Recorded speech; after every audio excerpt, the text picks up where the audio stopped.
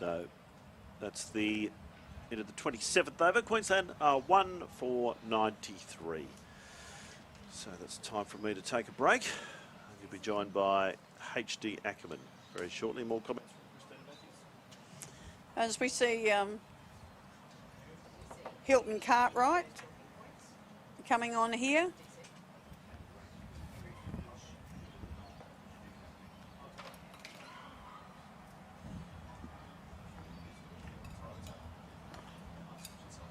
Hilton Cartwright making vital breakthroughs in the first innings against Queensland, albeit from the other end.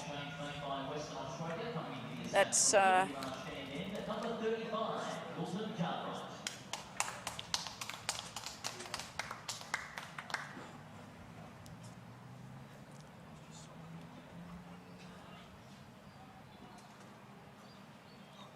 Sammy Whiteman just making some changes to the field, moving deep cover around, deep point, sorry. It's played nicely out to mid-wicket by Labuschagne. I've got Hilton, Hilton. H-Y. Yeah. That's H-I, sorry. Yes. Let me finish, HD.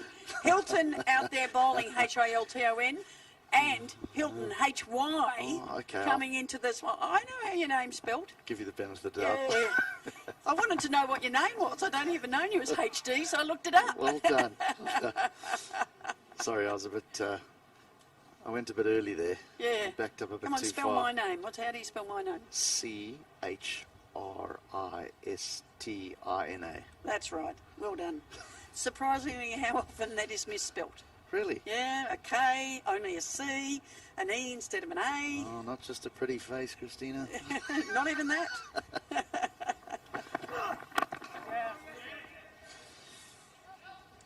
Well, I know that you and Dave were talking about the other Shield matches, and this one looks as though it's heading in the same direction. Well, Cricket Australia have made a move to eradicate draws, and how they're going to do that is day-night fixtures. Oh, there we go. There's never a draw in those. Day-night fixtures. 3 of them today, we found out. There's been confirmation today that 3 fixtures will become pink ball matches. November 23rd to the 26th, South Australia versus Western Australia at the Adelaide Oval. And then November 24th to the 27th, Queensland versus Victoria at the Gabba. And then next month, well, the following year, I should say, March 15 to 18, Tasmania versus New South Wales at the Bellerive Oval. It's, I suppose it's to create opportunities for domestic cricketers to experience day-night fixtures, considering that there are test matches now played under lights. And it's interesting. I think it was on day one you and I were talking about there hasn't been any for a while. And here it is at the end of the first round. They've announced it. 4. Helped on its way by Labuschagne. I know when they've had them here at the WACA ground, it's been a wonderful opportunity to create a family atmosphere, families coming in after school and having a bit of dinner, watching a bit of cricket, going home. Night sport is such a wonderful thing. I suppose with the Shield matches sort of overlapping midweek, you know, that it does give an opportunity to those who are finishing work or those who are finishing school. I see some of the games are in November. The games are in November and March, so those are not school holidays, to be able to just pop over to the ground for the latter part of the day's play. Yeah, and from a business point of view, here at the WACA ground, having a restaurant at the ground, it's added incentive for people after work come down. I'll have my dinner there and watch a couple of hours of Shield cricket. So plenty of opportunity for people to come along and watch. It's a useful delivery by Cartwright. So end of the 28th, 1 for 99. None of those fixtures to be here, but I'm sure maybe the following season. Pool be ready by then? Pool will be ready by then. Swimming under lights. Swimming under lights, standing in the pool, having a hamburger, watching the game. Ideal. So after one round of Shield, if Australia is going to put in a proper opener, who do you think's got the sort of lead at the moment? Well, the thing is, I think the lead I think the lead at the moment is from within. When you say a proper opener, I'm not sure that opener. I'm not sure that the cricket that they're looking at the out and out opener at the moment. I think they're going to go with Steve Smith.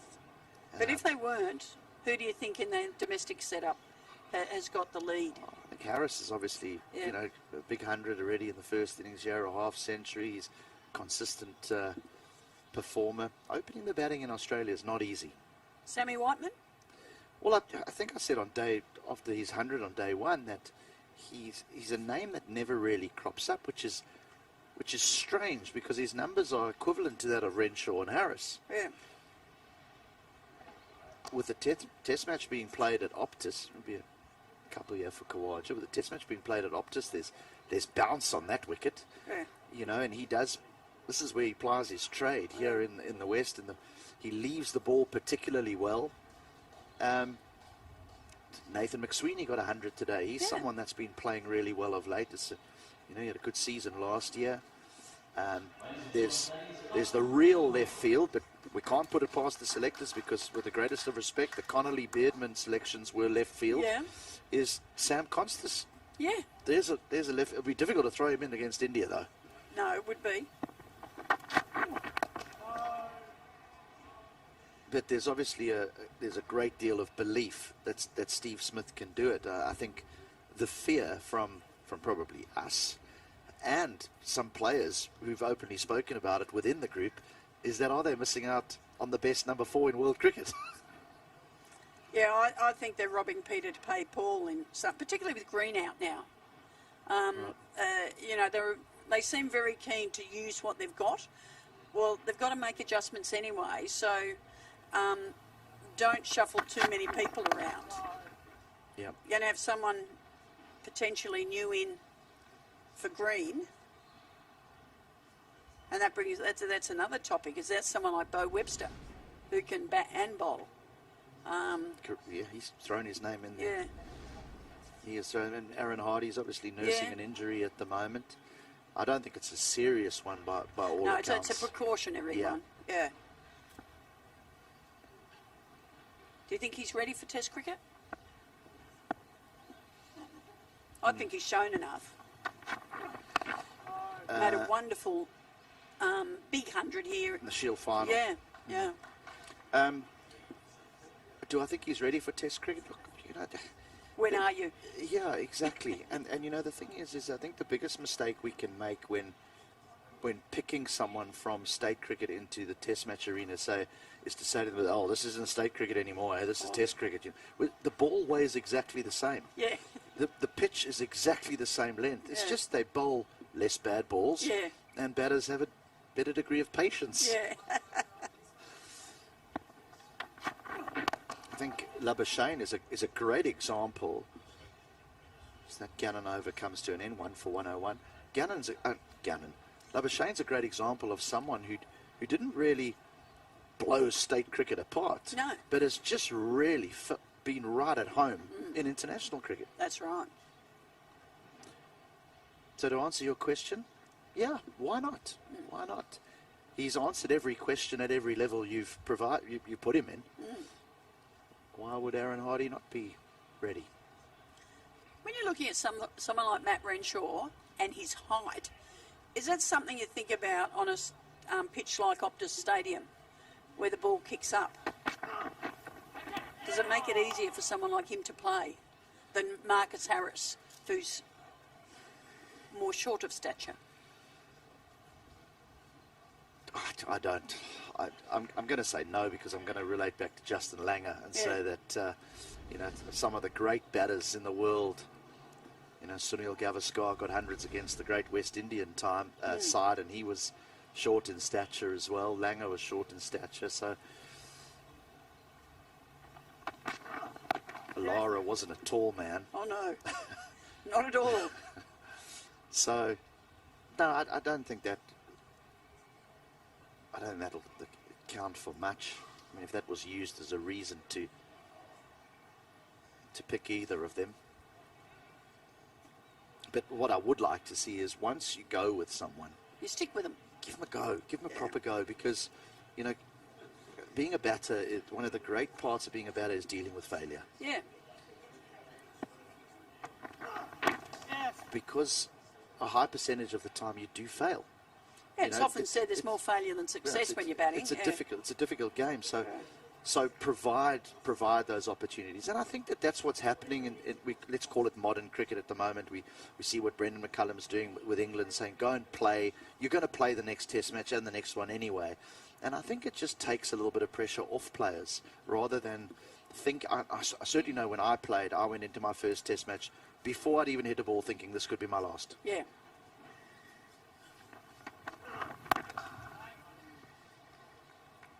Probably the reason why it was such a short international career. Just didn't, you know, there's other players who walk into the arena and say, well, this is my first of many.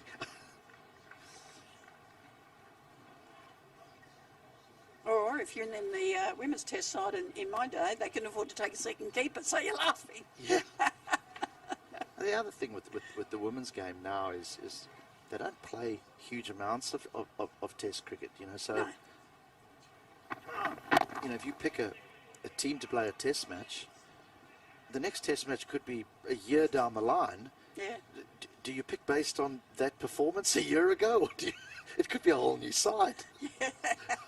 No, it's very much picked on the white ball format. I think this year they're playing 2 tests, one here and one in India, I think, from memory. But that's as much as the schedule can fit in these days.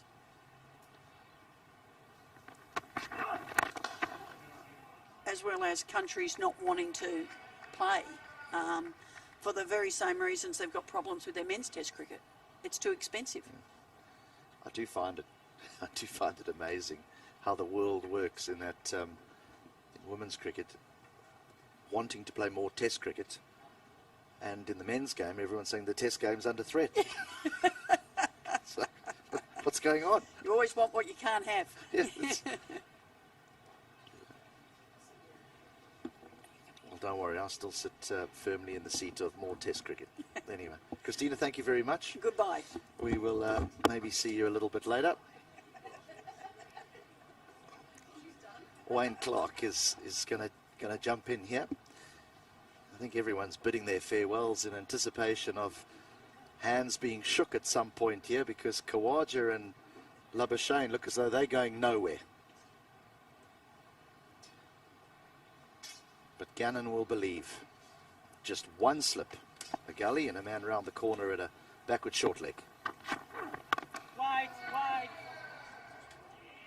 No real intent to score anymore. Yes, they'll take the runs if they come, but there's no real flamboyance being shown by either batter here. I think everyone's just waiting. After every delivery, Khawaja sort of looks for Sam Whiteman in the hope that Whiteman will approach him and say, what do you think?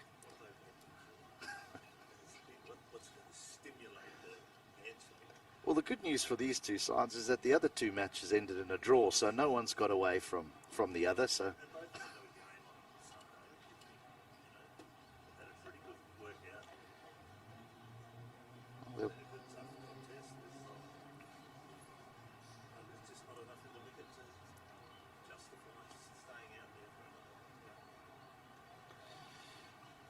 we're just hoping Cam Gannon has been stung by a bee rather than torn a bicep there. I think it's stung by a bee.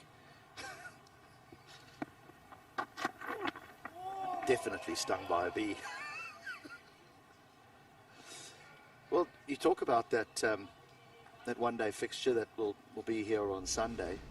A couple of players will come into the respective sides. One-day specialists.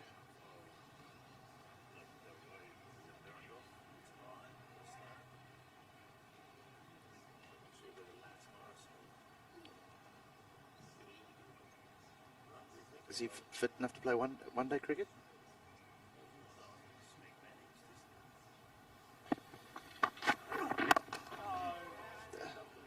I mean, I know it's a subject that you and I have.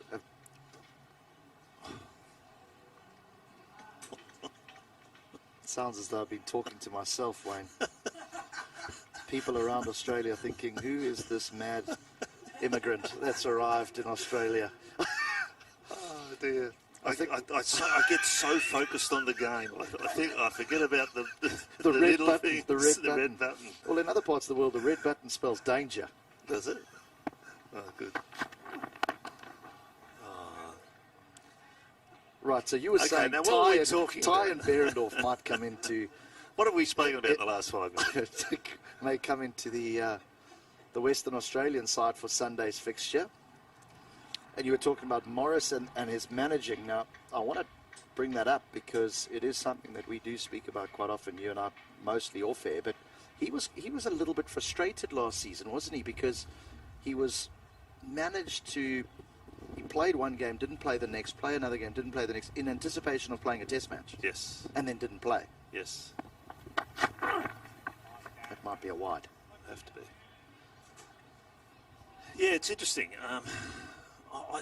As a bowler, you want to put a few games together to keep your rhythm.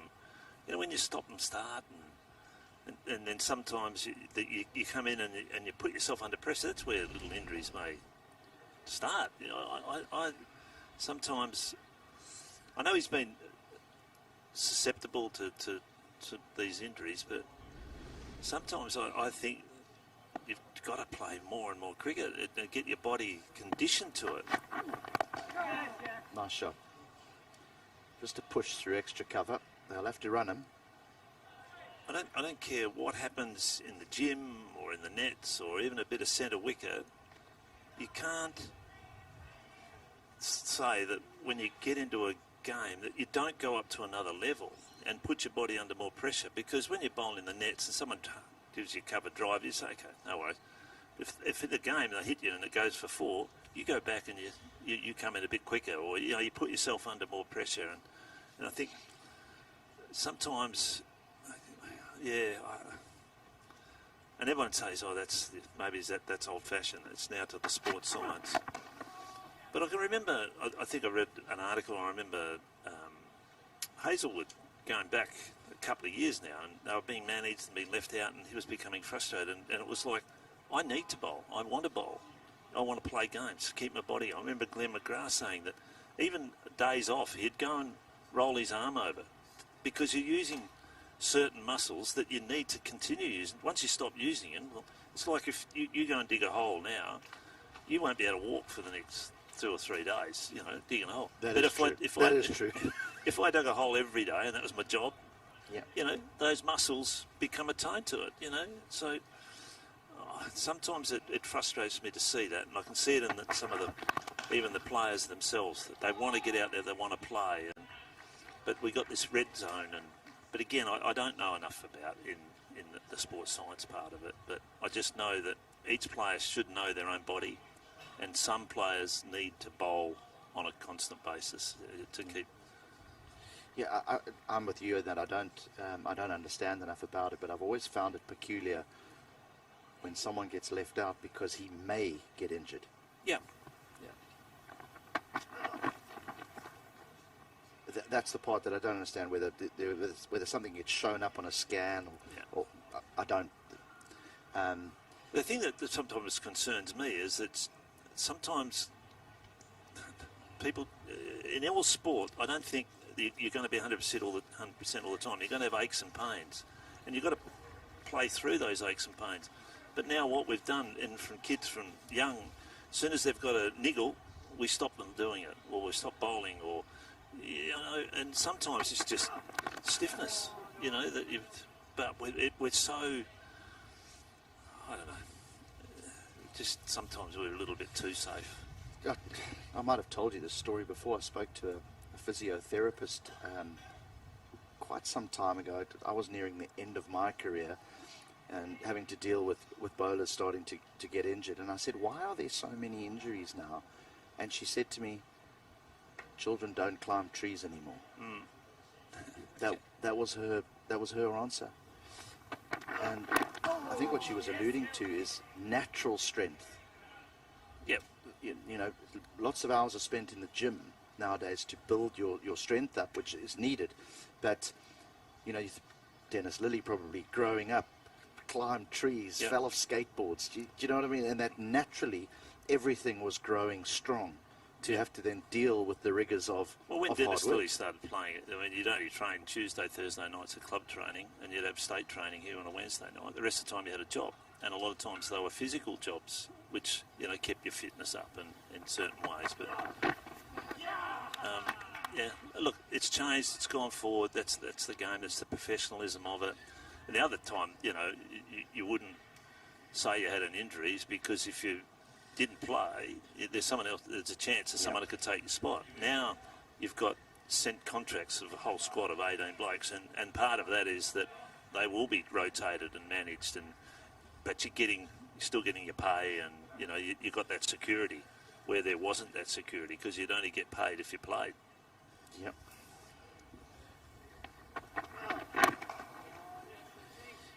The other thing about selection here, I'm just having a glance down at Sam Whiteman. He's at mid-on,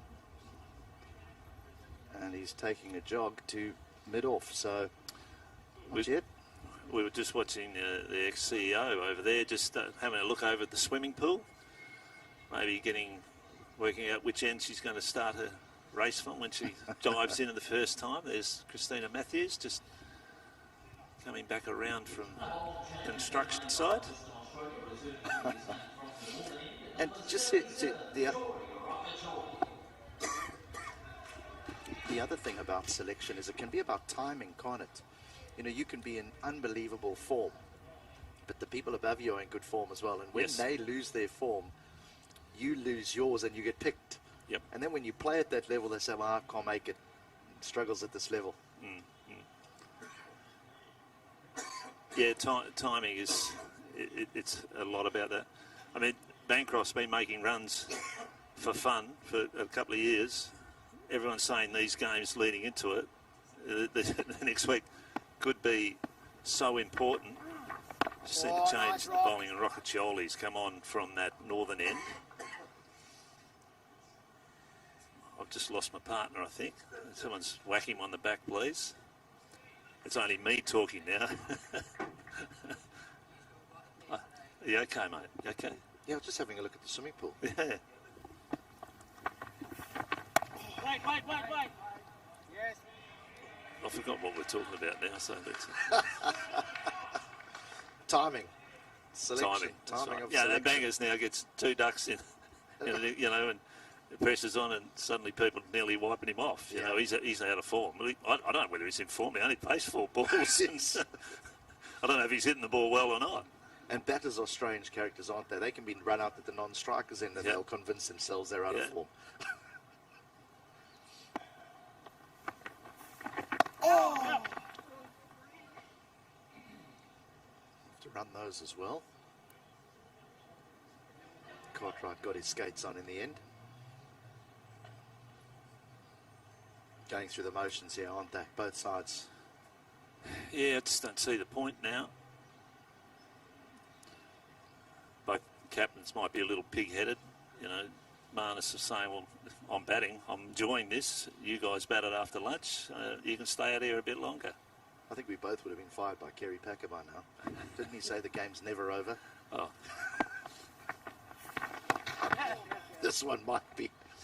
The game's over for you and I. Is that what you mean? Been there, done that. Yeah.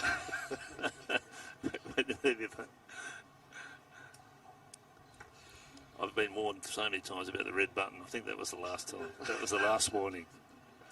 You cannot keep coming on and forgetting to put the red button on.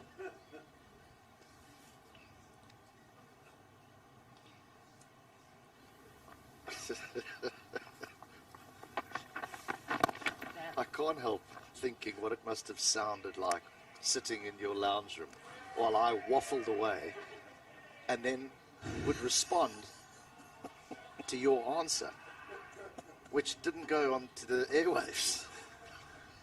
But People must have thought he's crazy.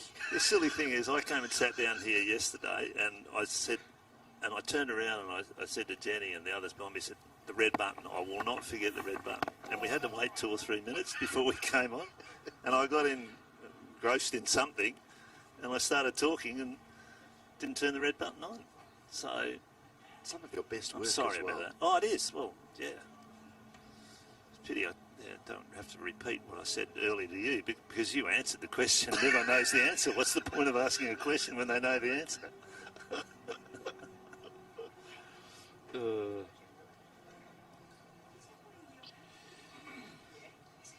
the one thing we do know is that the summer is now firmly underway with cricket. We've had our 3 Shield games. The Spring T20 Challenge is underway and will continue on Saturday, tomorrow. Double headers across North Sydney and the Karen Rolton Oval. ACT versus the Melbourne Stars. So don't think that because the Shield is finished that there isn't cricket. There's plenty. The Sixers versus the Heat. That's in the Spring T20 Challenge tomorrow. And then, of course, Sunday. We'll be back here. We'll push the red button. And we will bring you a one-day cup game between these two, Queensland and Western Australia. Both have not got off to the best of starts in the competition, so will be desperate for a win just to get themselves going. Looks a nice wicket too. The pitch they're preparing, they were rolling it during the lunch break. It's a gentle. That's the one they usually use for the one-day games, and it's looks a belter. Down to a vacant deep third, edged away, yes, but 4 more to Labuschagne. Yeah, not only does it look a belter, but that's a very short square boundary away. Yep. Might see a few on the bank on Sunday. Yeah, the pitches are good here for one-day games. They're fast. Sometimes they're quicker than what we see in the middle, but it just encourages good, positive cricket. Yeah. That's what you want to see. And the bowlers have still got a chance, you know, that's...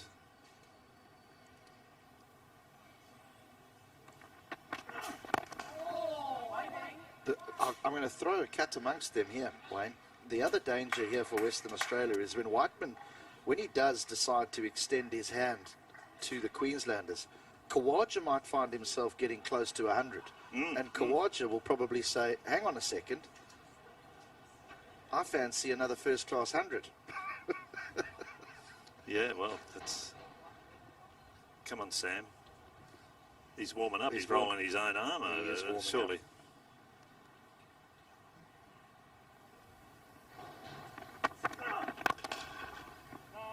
I mean, the logical time will be drinks. Is that drinks the next one? No, we're past that. Middle of the session. I think we all just caught up in the moment. Yeah, no, the drinks. Drinks. Surely that'll happen. Can't be too far away from a drink. I think, what time is it? I'm confused. Mitchell Marsh has got himself out of slip. He's at mid-off. Cartwright wants to nip himself another wicket. Got a couple in the first innings. It's neatly tucked away as well. Another single for Labuschagne, and that brings to a close the Cartwright over. 1 for 115. Wayne? I'm going to take a breather here. All right, We're going to get David clear in. I'll Leave turn the your red buttons. light. Leave the buttons alone. No, I'll turn it back on. Seriously. Leave it to me. Sam Whiteman there. He doesn't look as though he's ready to go off just at the moment. As I welcome back David Clear. Thanks very much, Wayne. It's nice to see that red light shining. Yeah. Didn't bother about turning it off this time. I'll look after you, mate. Partnership of 83 between Khawaja and Labuschagne.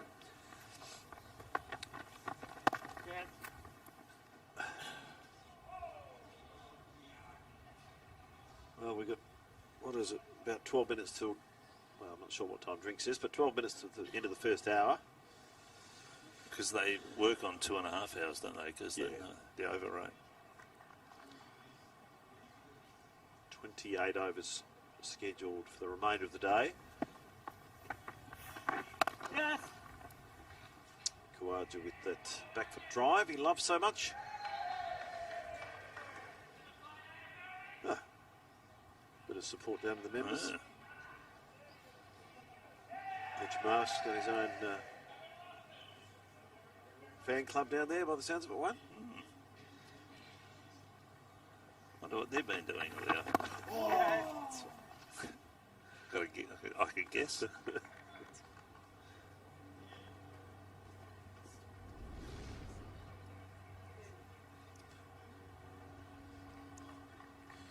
So it looks like we're heading for 3 draws in the first round, Wayne. Obviously the pitches have been pretty well prepared across the 3 venues.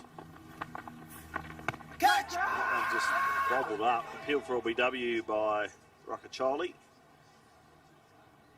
Umpire having none of it.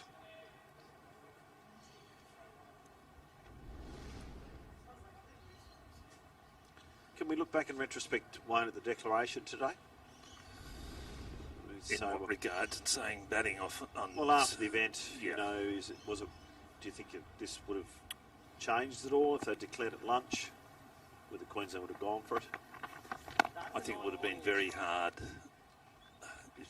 even if they sort of went a little bit harder and got their 340 with half an hour before lunch. I think it would still have been very hard to take wickets. It may have changed Queensland's attitude a little bit. They may have been trying to be a little bit more positive and take a few more risks. See where they were at tea. Yeah, Yeah. I think when WA batted after lunch, I think it was set the way that Queensland were going to plan their afternoon. They weren't going to chase anything. They were just going to survive. So, And what do we got here? Drinks. Now, let's have a look at the 2 captains are out there, Marnus Labuschagne and Sam Whiteman. I don't know what they're looking like doing at the moment, but they look like they're going to take a drinks break. Whiteman's walking over towards the umpires, when can we give it up? having a chat.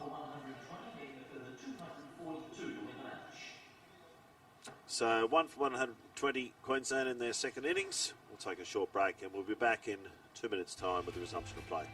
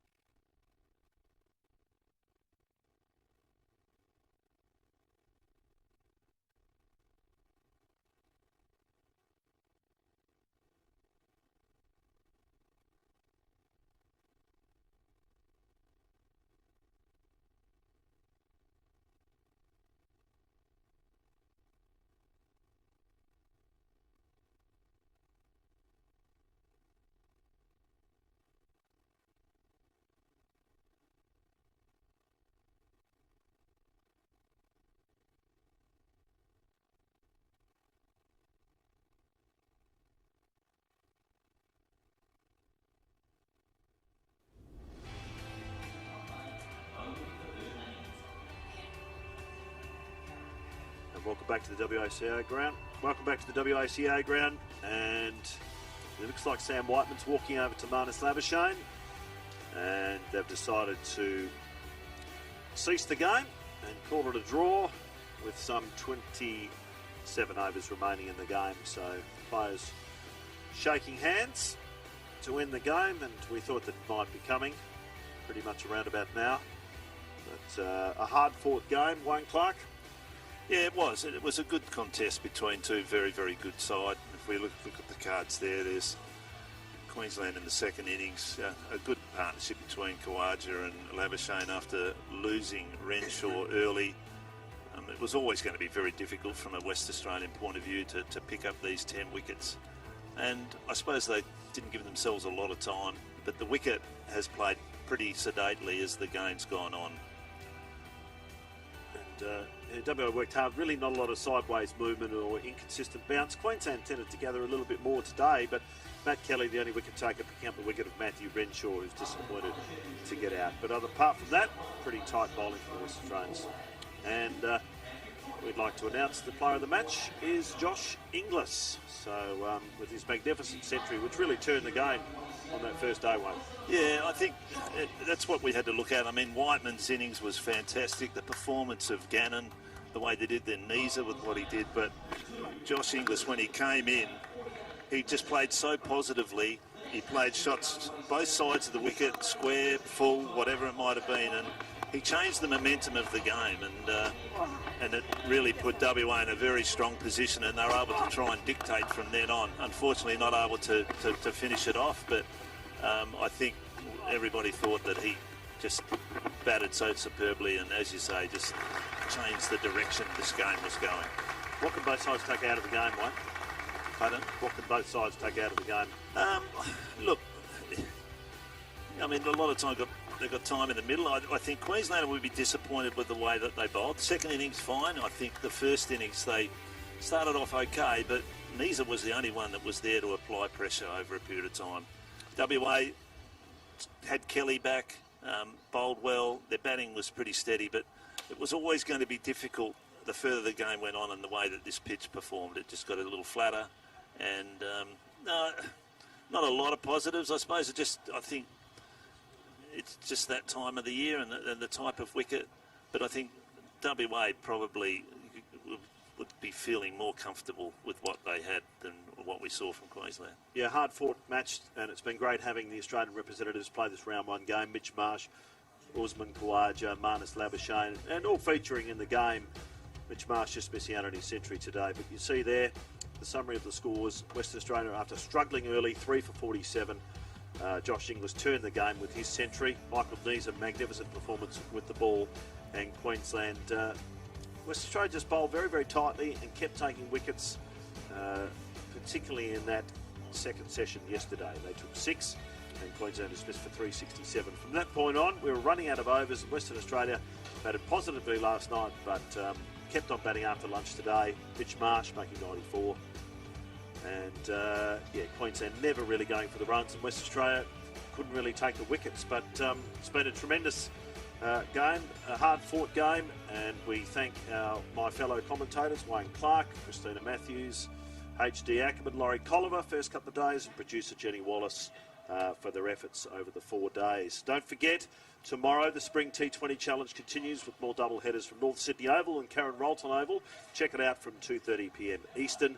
And we return to the Men's One Day Cup on Sunday with WA and Queensland meeting again from 10 a.m. local, 1 p.m. Eastern Daylight Time. Catch it all on KO Sports, cricket.com.au and the CA Live app.